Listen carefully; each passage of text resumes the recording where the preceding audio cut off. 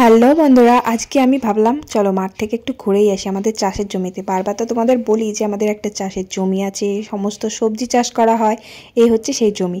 এখানে পালং শাক আছে, মূলো শাক আছে, বেগুন গাছ আছে, টমেটো গাছ আছে আর লঙ্কা গাছ আছে। আজকে ভাবলাম কয়েকটা পালং শাক তুলে নিয়ে যাব, তাহলে কালকে রান্না করতে পারবো। মানে সবে সবে কয়েকটা কচি কচি পালং শাক বার হয়েছে, খুব বেশি ভালো পালং শাক হয়নি।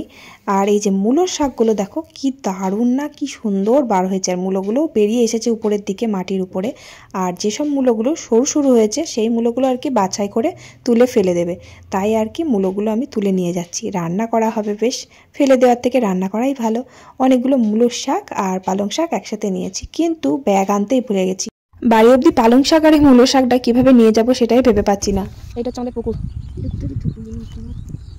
এটা মাছ থাকে না, মানুষ চান করে আর হাগু করে ছুচায়। না মানে চানও করে অনেকে, আবার ওটাও করে।